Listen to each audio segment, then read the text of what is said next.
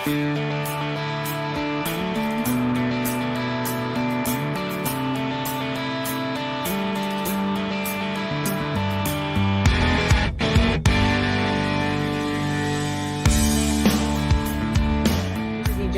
side job as an actor and stand-up comic raises ethical questions. The state's highest court ruled he cannot do both. That left him with a difficult decision: the stage or the bench. He shares his choice with our Terrell Brown.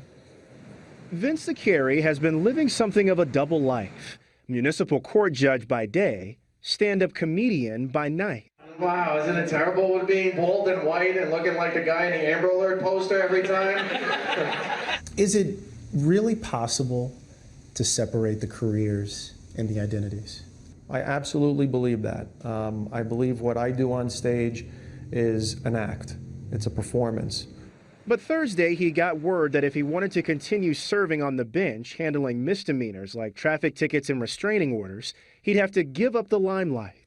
Some hurricanes are even racist. Hurricane Sandy, the hurricane itself, was racist, right? What did it hit? Atlantic City, Jersey Shore, Hoboken, Staten Island. I know a mob hit when I see one. In a 30-page decision, the New Jersey Supreme Court ruled that Sakari's acting and comedy career were incompatible with the Code of Judicial Conduct. The Supreme Court is telling me, so long as you're doing both, you can't be a judge. And you chose comedy. Yes. In addition to his stand-up, Sakari has appeared on ABC's hidden camera show, What Would You Do?, where paid actors do outrageous things to capture people's reactions. All we wanted to do was shop. Yeah, shoplift, not shop. Come on. In this episode, he plays a store security guard racially profiling black customers. Do I have to spell it out? What do I need, Ebonics? Come on. Off-color bits like that led the justices to conclude that such humor by a sitting judge has the clear capacity to demean his judicial office and cast doubt on the judge's ability to act impartially. That's a character I'm playing on TV. If I was in Pirates of the Caribbean, would you think I was a pirate?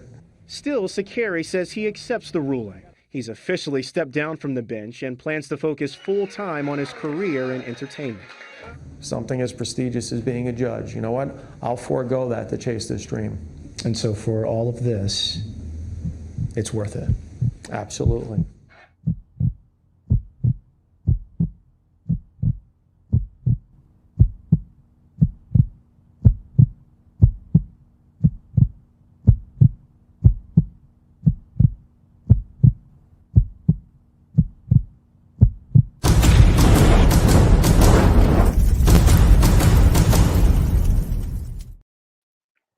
Hey, everybody. Welcome to another episode of Judge Vinny. I am Judge Vinny, Vince August, and hopefully you guys like the new backdrop. I normally do the office thing on the green screen with Jess Miller, my producer-director build, but I got this awesome backdrop. Let me know what you think about it, or if we should go back to the office look and keep it a little bit more Judge Vinny in chambers. But this is what you're going to be seeing all over the place when I start performing again and start going on the road. So let me know your thoughts. Also, make sure you like, subscribe, and share these videos. We are trying to build the audience. We need you in order to build this audience. It costs you nothing to subscribe. Absolutely nothing. It's a free membership. I'm giving you a free membership. Take it now, because if I get famous, then I'm going to start charging people. And if you're in early, you don't get charged. That's the way it works. No, seriously, everyone, please subscribe to my YouTube page. Make sure that you follow me on Facebook, because algorithms and things get thrown off. So the more you help us grow, the bigger we get, the more we can do this, the more we can grow. Today's episode, everything is going to bring us back to episode 1, which is the free speech episode. Today's episode, I have to follow up on something I put up on Facebook and Instagram as a meme that is getting a lot of response and a lot of traffic, and it has to do with political correctness. Now, this is not going to be so much about free speech, but it's going to be more about the political correctness. And part of the reason we want a big live audience tonight is we really want to make sure that we get a lot of your comments. So Jess is going to be on screen with me soon. She's going to be watching the comments. If you have questions, if you want to disagree with anything we say, please, by all means, do it. The thing that really brought me to the point of political correctness is, one, Michael Sirachi was dying to talk about it. But two, there were a couple things that happened this week. The biggest doctor in the news this week, Dr. Anthony Fauci, we have to wear a mask. No, it's not Dr. Anthony Fauci. We're in the middle of a pandemic. It's not Dr. Anthony Fauci. It's Dr. Seuss. That's right, Dr. Seuss, as we have seen. Now, a lot of people don't know what really happened with the Dr. Seuss. It's not a book banning. It's not necessarily a quote-unquote book burning, because it's not someone from the outside burning the books. What is happening is this. Educators, professional educators, and people that started to dissect things and come up with these reports came up with 6 Dr. Seuss books and said, look, you know what? This image here screams of racism. That image there screams of racism. And what Dr. Seuss's company did is they made it a decision and said, hey, look, here's what we're going to do. You know what? Let's just get rid of these 6 books. Let's take them out of circulation.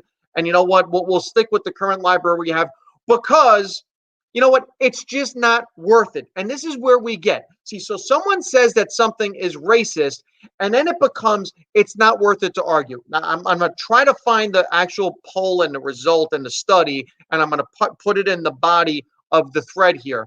But something I saw, and Bill Maher mentioned it this weekend on his show, so I want to give him credit because he's the person who led me to look this up. 80% of people in our country, not Republicans, not Democrats, not by political bias, not by color, race, or anything else. 80% of people polled believe political correctness has gone too far. 62% of people are afraid to say political correctness has gone too far, and they disagree with a lot of things that they're seeing because they're afraid they're going to get attacked, they're going to get canceled.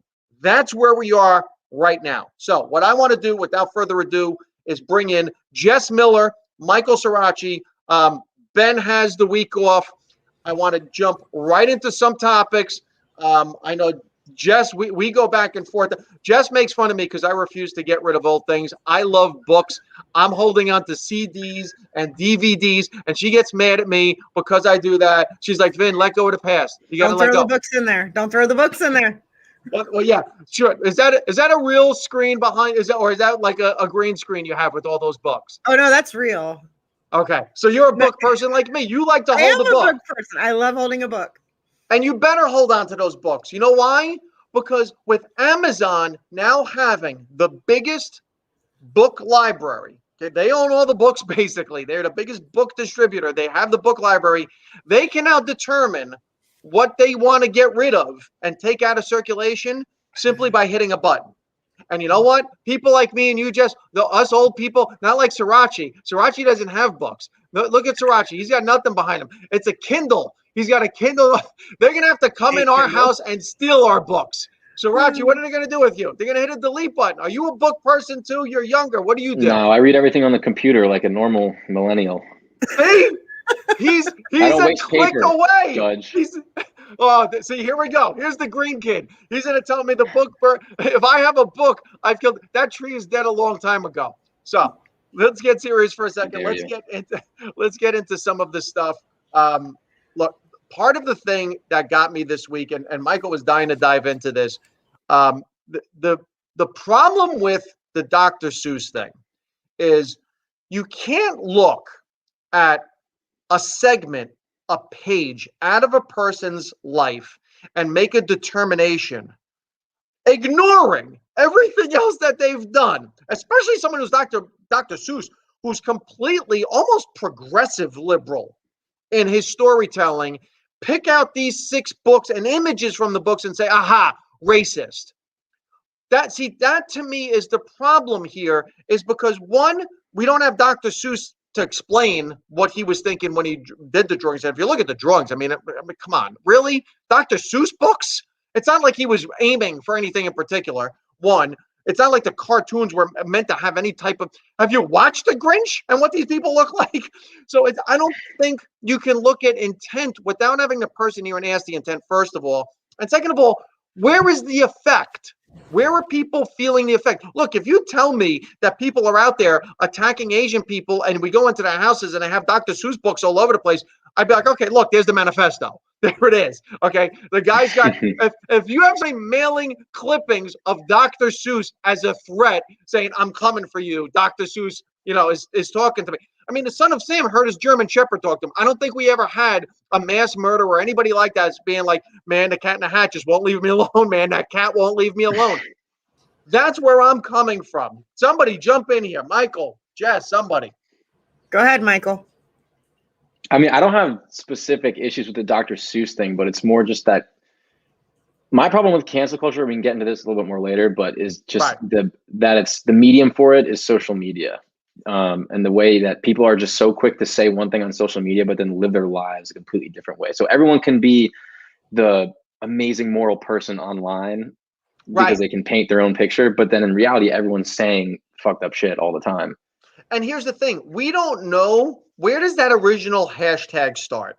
So, for example, like we saw Fire Gina Carano became a big thing with Disney because of a couple of things. All right. The thing is, who started that? Like, where did that start? Was it just a random person, or are these companies actually hiring people? I don't know. This is not a conspiracy theory, but who knows how this is starting and how it snowballs. And then some people, listen, like you just said, Michael, they live empty lives. They're sitting in their house. They're waiting for something to pounce on, and this is their thing to pounce on. I mean, let me give you an example of somebody, and let's talk about what they put together, because this is another thing. We're seeing this with Woody Allen, okay? Somebody like Bill Cosby. We're comedians, okay? I'm a comedian. Jess, you're a comedian. Let's take somebody like Bill Cosby. Look at what he's been through. Can you watch Bill Cosby comedies, or are you so tainted by what he did in his life that now you're like, you know what? No, we have to get rid of the work. I'm pretty tainted. You're tainted. Yeah, that's a pretty extreme example. I want to go extreme. I want to go extreme. I'm tainted with Bill Cosby and Louis C.K. I really am. Okay. So to you, those are unforgivable sins that you're like, hey, look, this is what you did. And you know what? Your catalog of work, everything to me is tainted. I don't want to see your work. Now, let me ask you this. Is it, I don't want to see your work, or is it no one should see your work? I don't want to see his work. Michael? That's where I'm at. But so I think a good example is like Chris Pratt. Like, do you remember when he wore that hat? It was like the "Don't Tread on Me" hat. It was like a pro-military hat, and everyone was like, so there's those less extreme examples I think illustrate it better, where it's like everyone's all of a sudden like, I shouldn't watch a Chris Pratt TV show because he supports the military now. Is that what you're telling me? And that's the greater problem. But not only that with the Chris Pratt, then there was we have to eliminate a Chris. That was like the thing on Twitter. It was eliminate a Chris, right? And they had Chris Pratt. Who were the other Chris's? They were all from the Marvel movies or whatever. I forget the other one. Yeah, Chris and Evans became Chris Evans. There you go. See, this is why I have Jess. I can't do this without her. So they have the Chris's, and let's eliminate a Chris. And then they jumped on the one Chris who was married to Anna Faris. They're like, he's religious. You know what? He's the one who's got to go. And people then made it serious, and it was literally like a Twitter game. And then people took it to that next level. Let me ask you somebody else. Michael Jackson, never actually proven. His cases were dismissed. Let's be honest. He was then found guilty in a criminal court. When you look at Michael Jackson, do you look at him the same way as you do a Bill Cosby? Jess? Yeah, it was never proven in court. Okay, so the court thing for you is a big determining factor. I think when you have, it's really rough, because I did watch Neverland. Right. It did kind of, which is told from a perspective from the children, from the kids, from the people who were abused. Oh, Michael's so mad. And it really tainted Michael Jackson for me. Okay. Yeah. Now Michael Jackson is our generation. We're older. Yeah. All right. So let's get somebody who's younger. Michael, different relationship to Michael Jackson. I think they should ban the name Michael. Yeah. They need to cancel all Michaels. How dare I use his name? So hold on. So now, seriously, Michael, you come from a different generation. So Michael Jackson maybe doesn't have the same influence on you as he did me growing up. I mean, I grew up with Michael Jackson. How do you look at Michael Jackson? Is that somebody like, yeah, listen, you know what? He's some dude that existed before me, touched kids. I don't need to know him. Yeah, that's how I look at it. But I think I view him as a creepy person just because I've seen the Neverland Ranch and it's like he literally set up a playground at his house. That's pretty creepy to me. Okay. Now, did he set up a playground at his house to do the things he was accused of with young boys, or is he someone deprived of a childhood that set his house up to look like, let's be honest, what did it look like? Disney. And we know, Jess, you don't have to say it. You don't have to say it. We know. You're an addict. You're an addict. And maybe he just wanted to live out. August is an addict. And maybe he just wanted to live out that part of his life that he was deprived of. Maybe. Michael's not sold. Michael's so like hard, Michael man. Jackson. So It is hard, but this is why we have to have these discussions. I want to say something because I'm just going to go ahead. The cancel culture. So I think I love marketing, and I think part of the I don't want to make this about cancel culture. I want to make this about political correctness. Okay, political correctness. Yeah. I think what is happening, and this is just my opinion, my humble opinion. This is all of our opinions. Right. I think what's happening is that people are frustrated with the political correctness. Well, I can't say this and I can't say that, and I can't say this and I can't say that, right? And they're mad because they want to say shit that they're normally used to saying. So, for example, Michael and I were having this conversation about the Clintons, right? Gay marriage is a terrible thing. And then all of a sudden, gay marriage is okay. But then people were like, I'm not going to vote for Clinton. She didn't like gay people. I think people progress as they grow older. And some people think she's gay. I don't think she's gay. Some people do, though. I would say that normally my gaydar is fairly broken. Right, but wasn't it Jeffrey? But a lot of people accused her of having a relationship with Jeffrey Weiner's wife. What was her name? I'm a Dean. Whatever it was.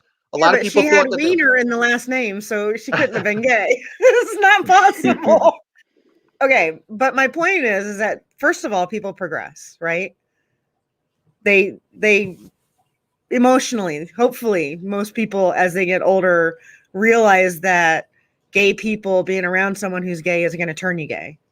Okay, so that's right. Number one. Number two, there are people though that say horrible things. Like, let's talk about Kevin Hart for a second because he's in our business. Right. And he was talking about slapping his gay kid or a kid around if he ever played with Barbie dolls. I'll slap the gay out of him.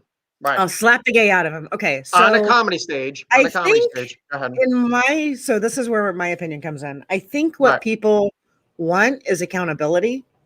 And I think it comes off as you can't say certain things. You can say whatever the fuck you want to say. Sorry for swearing. You can say whatever you want to say, but you have to be accountable for it. Roseanne Barr is another one. Right? But now we get it. But the accountability, the punishment has to fit the crime.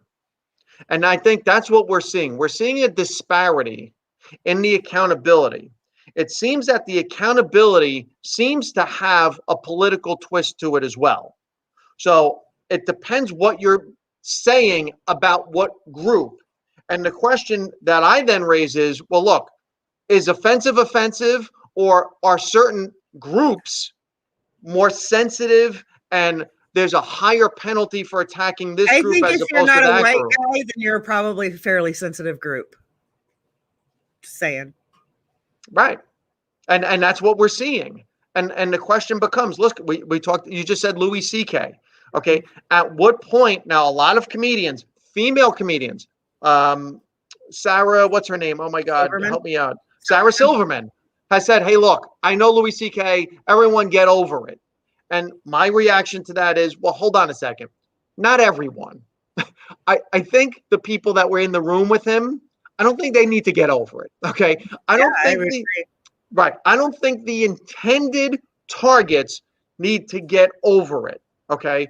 But with regards to person making contrition, this is the point of all of this political correctness. What are we aiming for? Are we aiming for perfection, or are we aiming for teachable learning moments and let a person show us either they have learned and changed or not, and then say, okay, listen, man, you had your teachable moment and you just keep doing it. Okay. You just like Eric Weiner, right? It's like, all right, dude, you got over it and you did it again. What was Anthony Weiner. Anthony Weiner. Then there was the mayor in D.C., right? What was it? Mayor Barry. We got caught with crack and he came back and I think he did it again, right? And it's like, dude, come on.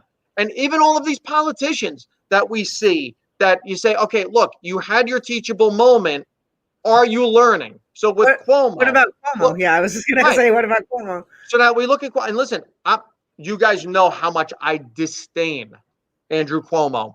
The thing that's killing me about Cuomo right now is the action that possibly led to deaths of hundreds, maybe thousands of people. People were just like, I don't know, we need to investigate that.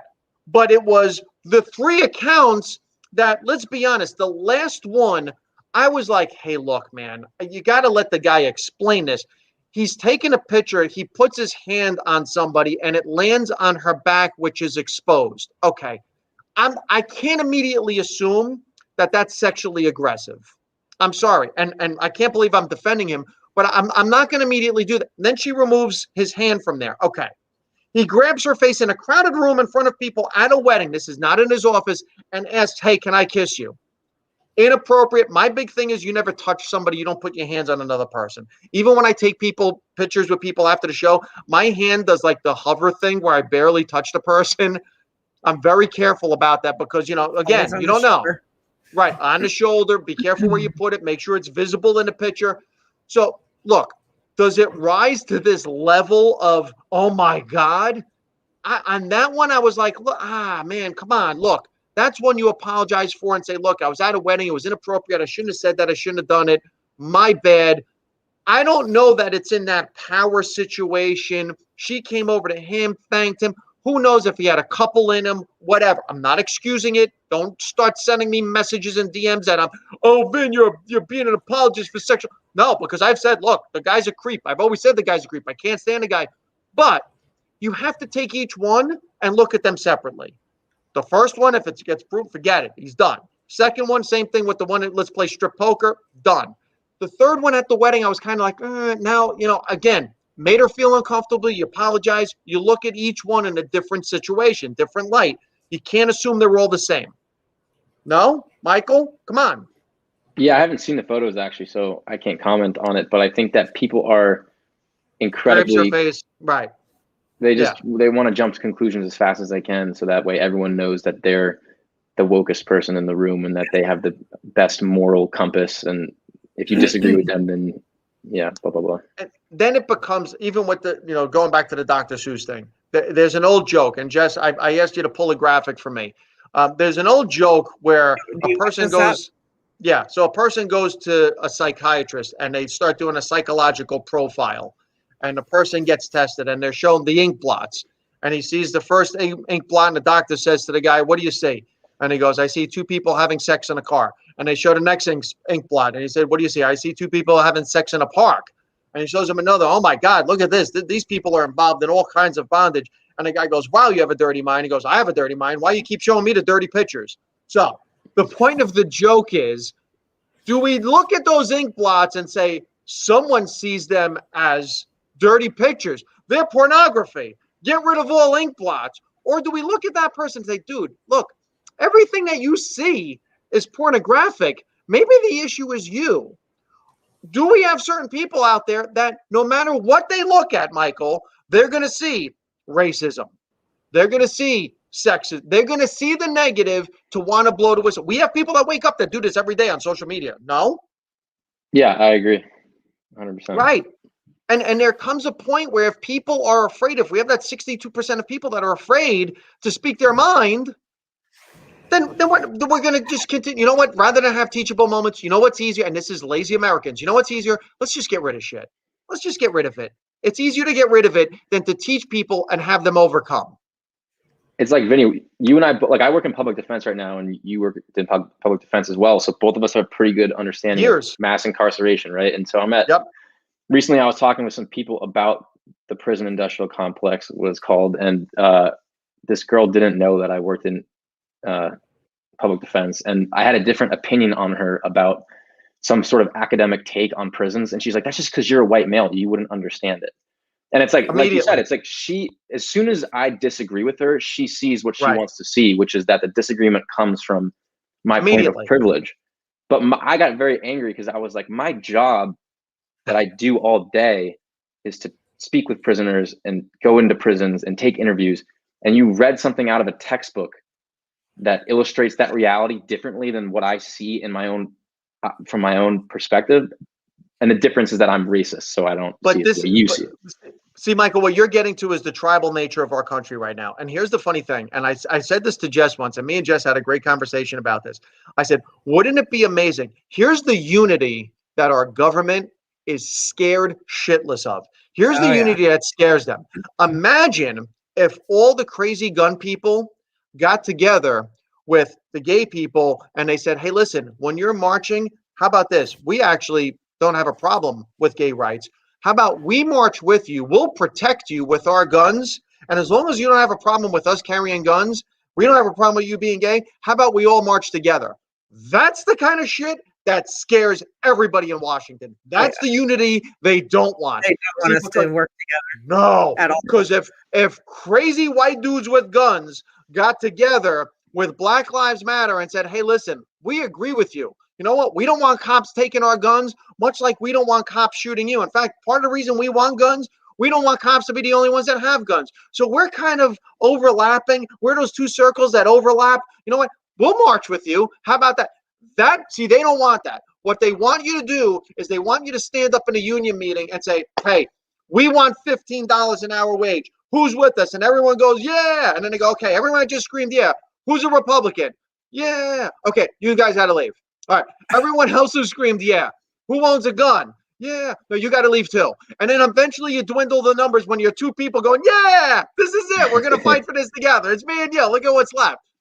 That's the unity they want. They want you to be so finite in what you agree upon that this is now your group, because those two people are a lot easier to defeat than the mass of people. Divide and conquer. And this is what I tell people. Look, if you look at the situation with the books, with the Dr. Seuss thing, my whole thing is this: let the consumer decide. Why don't we just because if people stop buying the book will go away. But so like Michael Jackson, his music's out there. When people were past it, like Michael Sirachi, he's over Michael Jackson. He doesn't care about. Eventually, people will stop buying the music. The Bill Cosby. Eventually, people will stop watching, and it will go away, and we'll move on to something else. But to take that away from someone because, you know what, your moral, and this goes back to the thing that AOC said, you know what, it's not that you need to be specifically, factually, semantically correct. It's more important that you're morally correct. Well, who's the person that decides the moral correctness? Who makes that decision? So, I don't know. Guys, jump in. Let's see if we're having any comments. Jess, can you check out the comments, see if people have questions? All right, so we're going to head back up. Richard said, I can't watch any Robert De Niro movies anymore because I'm going to guess Richard likes Trump. Lucky guess, I'm sure. So now, all right, let's do something on Robert De Niro real quick. Robert De Niro stands up at, what was it, the Equity Awards? Was it Broadway where they were giving out, and says, F Trump, F Trump. My reaction to that was, I don't care. 2, wow, it's really brave saying that in front of Broadway actors. Wow, you really went out on a limb there. Isn't it more effective, rather than to just make that F Trump, to sit down with somebody and say, let me ask you this. Why did you vote for Trump? Because sometimes it's got nothing to do with Trump. See, people don't realize that. It's got nothing to do with Trump. You're wrong. No, how so? Go ahead. I'll give you the floor. I think that his platform opened up a whole can of worms. I think okay. I grew up as a Republican, so I was taught you vote red, straight down the line, right? Okay. I was, this is a joke that I do. It's based on real life though. Okay. So I grew up as a Republican, and I always say this because I've gained so much weight since Trump became president because all I do is eat cookies. Every time he tells a lie, I eat a cookie. I've eaten an entire Girl Scout. Like, you could literally rip a 98-pound Girl Scout out of my body at this point, right? Like, that's fucked up. And I know that I'm going to split the audience when I say that. And so I go, I'm like, that's fine. If you voted for Trump, like, whatever. I grew up as a Republican. I just got lucky and went into the army and came out as gay, which is a very true story. And it's hysterical. You went in straight, came out gay. I went in, well, you know, I was probably gay anyway, but it's just fun. What kind of battle was that? What were they shooting in that war? I can't say it on your show. What you guys attack Brazil and I didn't know about it? What the hell It happened? was the attack of the Vaginosaurus. I don't know what it was. I actually got accused of being gay in basic training, and I'm like, I'm not gay. I'm so gay. I'm so gay. It's like crazy how gay I am. Like, I'm just like incredibly gay. So if anybody like just incredibly fucking gay, I'm just so gay. Right. That being said, if right. if I hadn't gone into the military and came out as gay and then moved to Massachusetts where I mean, a lot of things are about experiences, right? So Right. if I hadn't had these different experiences, I wouldn't have known. Like, I grew up in Oregon. Oregon was the one and only state that tried to keep Black people from being able to move to Oregon. In the 1864 law, there was like a white lily law. Like, they just wanted to ban Black people. So from the ages of 8 to 18, I never saw a Black person. I went to Fordham University, 1987, freshman year. We had twin girls that came from Oregon. They stayed one semester. The culture shock of the Bronx freaked them out, right? Went back to Oregon. Yeah, so see, I love you. it. I love totally believe you. Yeah, I grew up. We had one person of color, and they were Asian, and he was very light, so I called him Evasion. Okay. Cancel Jess. Cancel Cancel Jess. Right. Well, I will say that I have Japanese American niece and nephew, so I have a lot of diversity in my family. You're still canceled. Go ahead. I know I'm canceled, but it's fine. But that's the thing. Like, I will take accountability for what I say. Here's an example. Here's an example, Vince. I was at a show. My wife is Jewish, and one of the stories that I tell is how we went to Vegas and got married. Okay. And my wife, this is just a really good example for me personally, how I deal with this stuff. Yep. In my set, I talk about us going to Vegas, and we got married at the little gay wedding chapel, right? Which is a lot like a regular wedding chapel, only they're playing Over the Rainbow, and Elvis is wearing a strap on. That's part of the set. And in the set, one of the things I say is, I asked my wife, do you want to go on a helicopter ride to the bottom of the Grand Canyon and have a really beautiful sunset dinner? Or would you like to get married? And because she's Jewish, she was like, which one's cheaper? Okay. That's a great joke, right? I was at a show. Right. And all kinds of stereotypes. All kinds of stereotypes. I was at a show, and there was someone who was Jewish who got extremely offended by that joke. Okay. Talked to the producer of the show, talked to the producer of the festival, sent me a message. Now, here's the thing. I didn't feel that way. Number one, I don't want to hurt anybody's feelings when I'm on stage. I never want to do that. So I'm very cognizant of that. And the joke stands without actually saying that my wife is Jewish. I can talk about my wife being Jewish in another context. But, I pay attention to the stuff I feel very accountable for what I say on stage, and I don't want to hurt people's feelings. There are some times that I will argue a point where I'm like, no, I am gay. And But Jess, look, in San Francisco, they want to take the name of Abraham Lincoln off a high school. Illinois wants to, they want to change Illinois, the land of Lincoln. They want to get rid of it because they're saying, well, Lincoln owned slaves. And Joe Biden, remember Joe Biden? We're talking Abraham Lincoln. We were all born with these. You know the thing. That Lincoln. We now want to remove his name, and it becomes this thing of, Michael, look, I'll ask you, when the guy who tried to abolish slavery, and now there's all kinds of overtones, is, well, did he really want to abolish slavery, or did he tie that into his war effort, and did he use it as an excuse? It was more about states' rights and, the whole.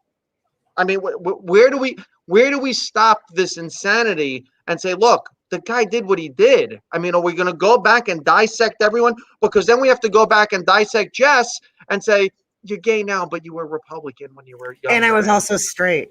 Yeah, and you have original sin, and I'm sorry, you can never overcome that. I mean, Michael, Lincoln? Yeah, I mean, it's a slippery slope, but in terms of like the way I see it is that it's just not my position to comment on that, and that's where my problem with it is your position to comment. It's your position. It's always your position to comment. I don't ever I guess want it's anyone to I think guess it's not a position to comment. If you're part of this country, if you're part of this culture, if you're part of this society, you have to have a position. Look, we saw the soccer player, Zlatan over there, Ibrahimovic, said yeah. about LeBron James. Look, you can't win getting involved in political things and making comments. You know what? Do what you do best. Play basketball. That's why people like you. That's why people love you. Oh Don't God. get involved. And my whole thing was, no, man, you can't tell somebody stay in your lane, because you know what? Then what we're doing is, like, for me, then you know what? Then your lane is comedian, lawyer, stay in your lane. You can't comment on anything else. And it's like, but wait a second, hold on a second. My practice of law goes beyond just the practice of law. It's led to me being an activist in different things. It's led to me in, volunteering to be involved in there is no lane. There's no lane. There's no lane. There's No no lane. crying in baseball. There's no lane. This is not a highway, man. This is America. Lane. There's no lane. Somebody put that there. I don't have to stay in that. Are you Well, I do if I'm laning? driving. Are you laning right now? There's no laning. There's no laning. It's hysterical. I'm sorry. That's the way you said it. Do we have Jess? Look at the comments. Let me know if someone's got questions. All right. Paul Clemis. Hi, Vince and Jess and Michael. Great points being made. Divide and conquer, just as it always was. Yeah, they want to split up. We're easier to manage that way. They love teams.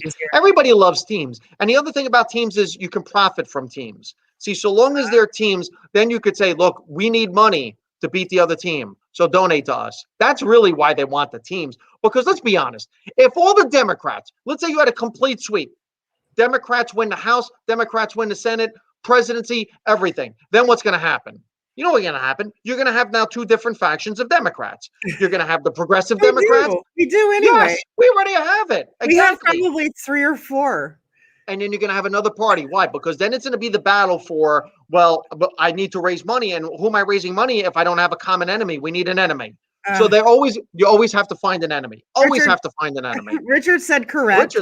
Richard loves this. Richard said correct because I said he likes Trump. I know that's what it was.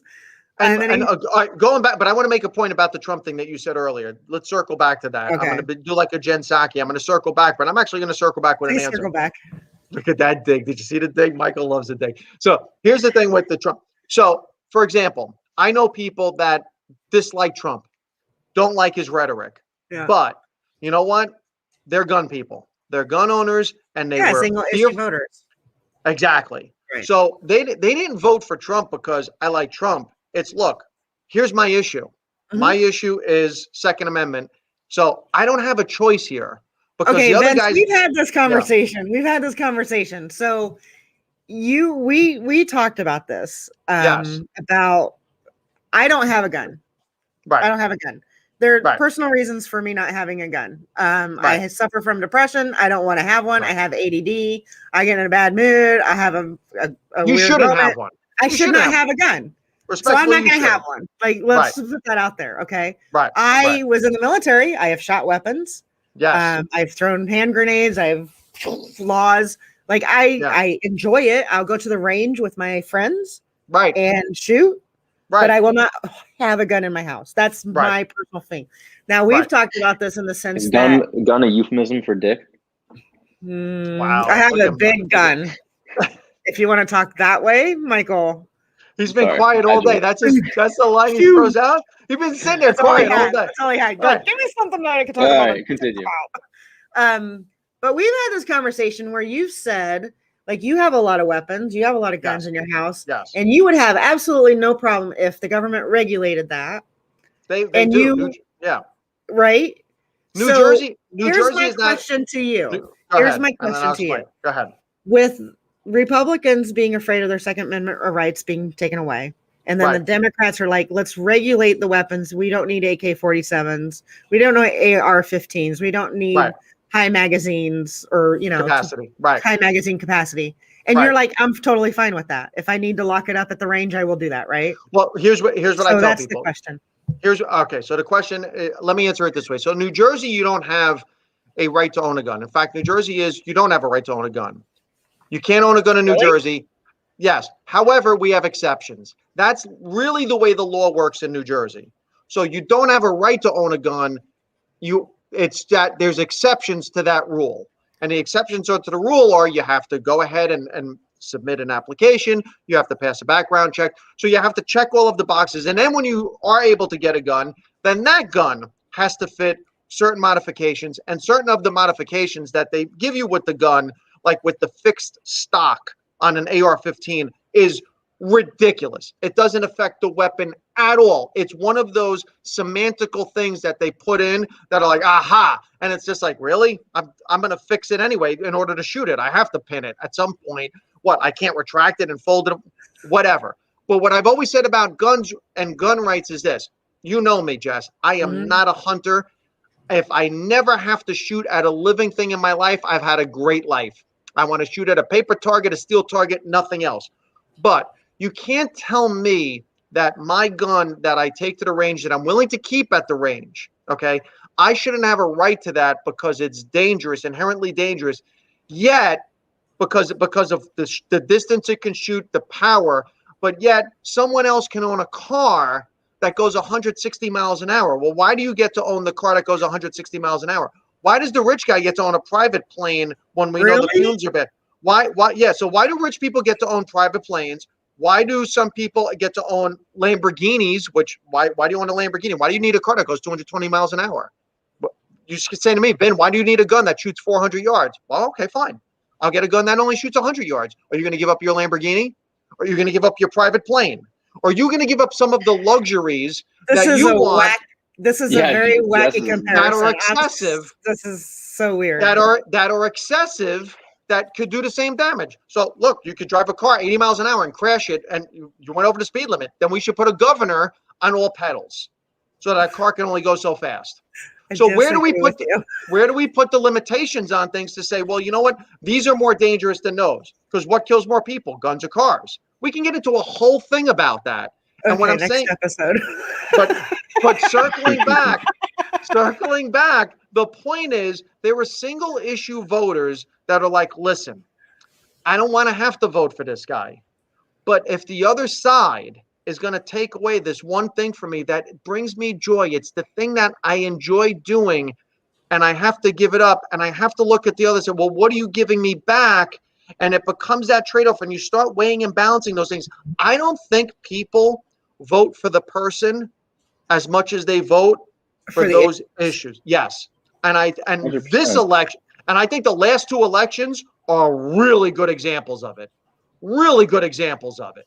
I mean, because this week we bombed Syria and attacked Mr. Potato Head and Dr. Seuss in At 1 least week. Potato Head out of it. Okay, we took care. We took care of a plastic potato. No, it's not even a plastic potato. We took care of a plastic object.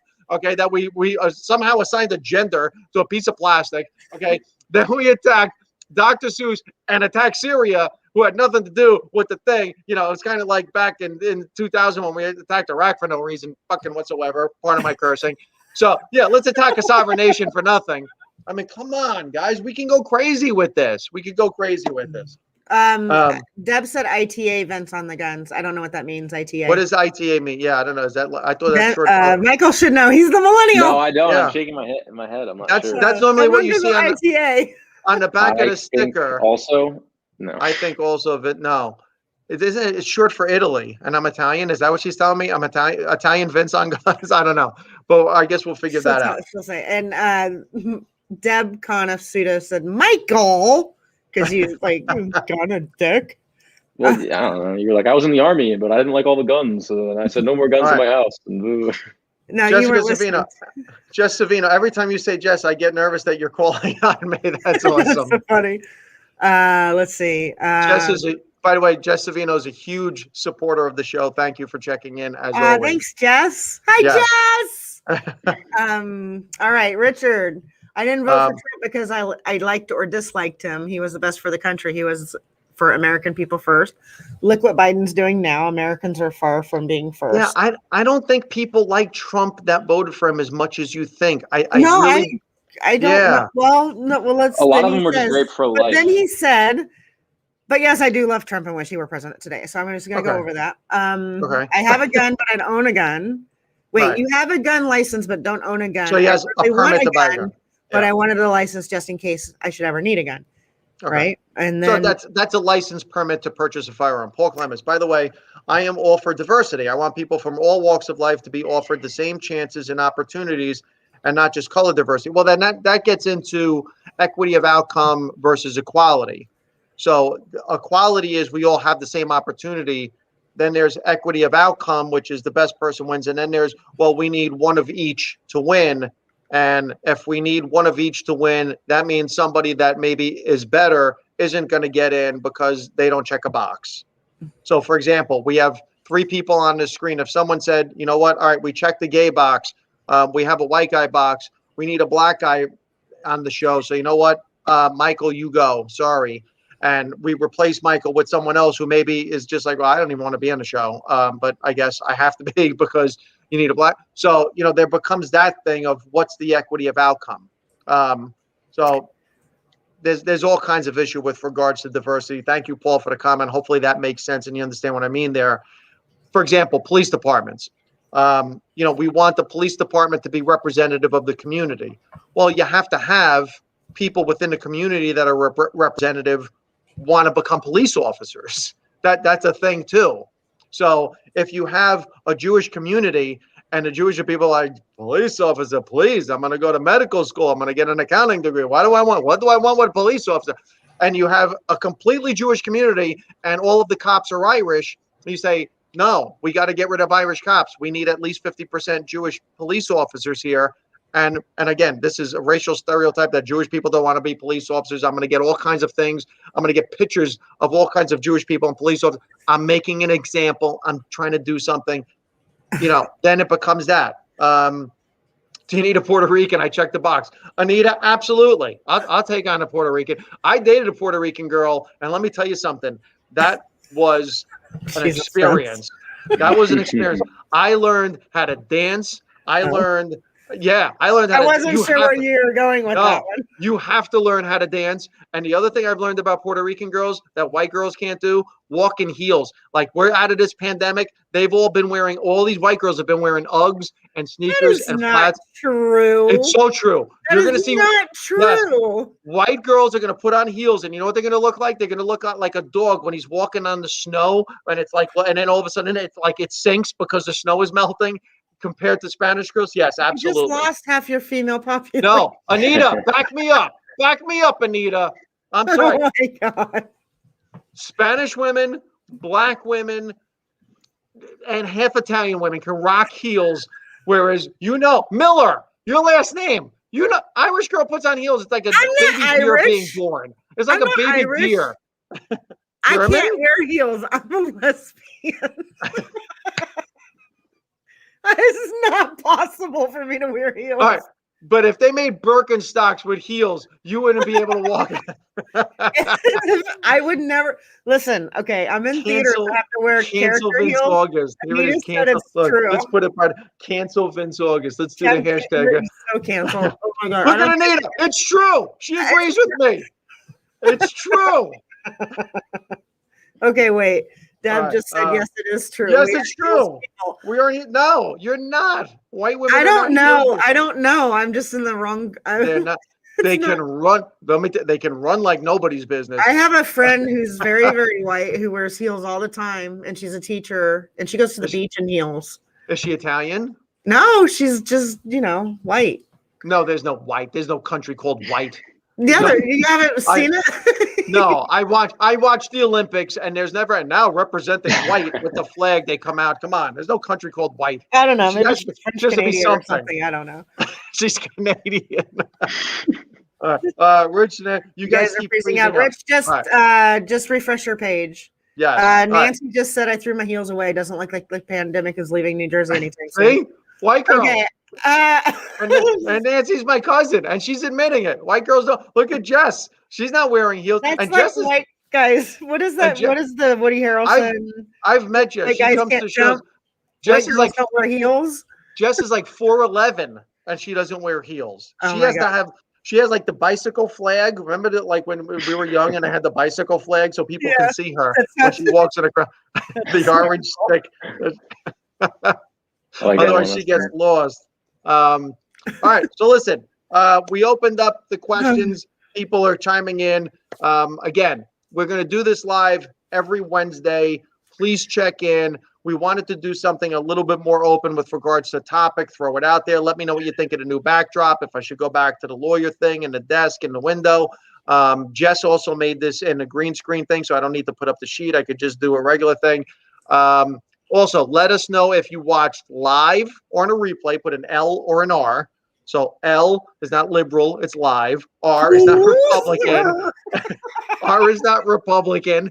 It's replay. So no one's in. If you start putting L's and R's, everyone don't freak out. It's not like an election thing. Also, like, subscribe, share. Give us your thoughts. Sorry, give us your feedback. I'm sorry, Vince. I'm sorry. Jess is wearing heels. No, she's not. She is not wearing heels. She screamed it in capital letters. You know what she wears? She wears wedges, which are not heels. That is not the same thing.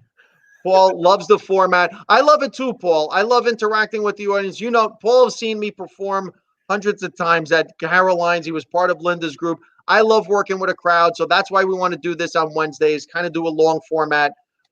Next week, we may bring a topic in again, bring in Ben. We'll all have stats and figures and everything else. Except for Jess. Jess wants me to get rid of all my books. She hates that I hold on to stuff. Everyone, again, I will respond to comments. You don't have to send me private messages. You can reply on this. But if you send me a private message, of course, I'm going to respond. I know some people don't want their phones blowing up with all kinds of stuff on a thread. I get it. Go to my YouTube page. Please like and subscribe. Go to my Instagram page. Michael Sirachi, did you do your show or is that this weekend? I got bumped. I'm doing it in a couple weeks now. All right. So look out for Michael Sirachi down in Baltimore. I'm going to be at the Comedy Cove in Springfield, New Jersey in 2 weeks, live in front of an audience. I can't wait. And Jess, what do you have going on? Promote something. Where can we see you? I'm selling t-shirts. She's selling t-shirts that say, cancel Vince August. Cancel Vince August. I'm kidding. I'm selling t-shirts so I can open up a comedy club. Follow Jess Miller, everybody. Everybody, thank you for joining us. Hopefully you had some fun with this live stuff. We're going to do this every Wednesday. Please chime in. Let us know what you think. Have a good night. Jess, get us out of here.